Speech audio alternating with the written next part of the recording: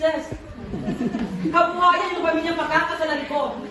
At ang babaeng magiging hipag ninyo, at ang babaeng magiging ina ng anak ko.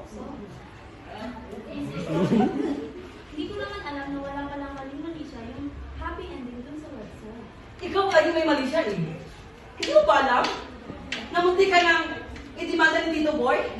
Dahil sa ginawa mo, at kung na lang na lumod ako sa harap na hindi ito ituloy. CJ, that's too much.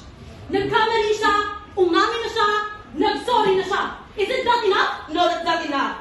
Gusto kong malaman kung bakit na ginawa sa akin yun. Obviously, she's concerned about you. Ayaw lang namin na ma-shoot ka with a girl with a professional background. That's why we did what we did. So what? Alam mo? Alam mo, ate, kung hindi mo pinigilan dati, Teddy? Ate, kasabot ka ba dito? Sorry kami lahat. Si ayaw pa lang namin eh. Kayong lahat. Ate Gabby, you agree with this? No, I didn't agree with this. At kahit sa anong plano na pag-usapan namin. Di ba nakikiusap na ako sa'yo abang sa pamamanhikan? Ano ba problema ninyo? Oo, at nag-behave naman kami gaya ng sabi mo. Kahit na mata pa ulit and sensitive yung future in-laws mo. Oh my God, naglabas na ng Jollibee, mata-problem na agad? Ano ba? Ano utang meron kayo? Hello? Kung laitin ka nila at kung laitin na kami, ano tingin mo sa kanila? Kung makapagsalita ka pa, hindi ka mapanglait? Ano? Alam mo ba? Nasasaktan ako. Tuwing sinasabihan mo si Princess sa Chararat. Saka ako magbigay ko ng opinion sa girlfriend mong sarara. Kung ako kaya, sasabihin ko yung boyfriend mong kupal. CJ! Ano? Totoo naman, di ba? Kasi tinukan niya at sa Ate Gabi. CJ! What? Don't even go there.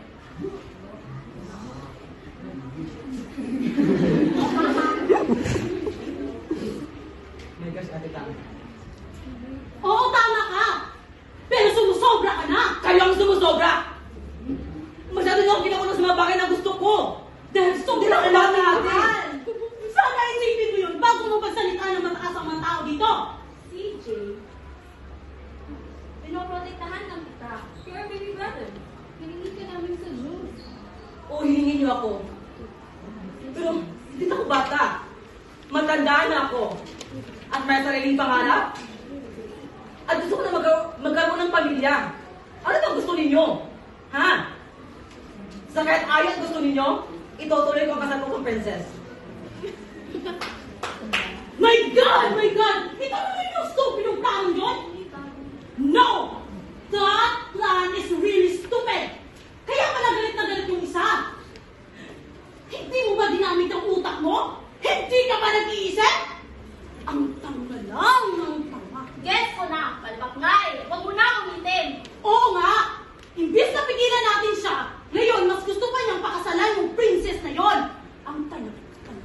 Mali ako, pero hindi ako tanga. Oh, bakit sinabi ko bang tanga ka? Sabi mo lang, di ba? Ayan, nami-misinterpret niyo na naman ako eh. Ang sabi ko, ang tanga ng idea. Sabi mo lang. Hindi ko sinabing tanga ka. Kasasabi mo lang. Kasi minsan dapat kasi pinatatakot niyo ako para hindi niyo ako na-misinterpret. Pero ikaw, malasot ka na naman eh. Nanggaling ka naman ng abroad, ang yabang-yabang mo. Ah, wow! It's all about me now, ha? Ang kapal! Ang kapal talaga! Sa game pa lang, galit na kayo. Nag-away kayo.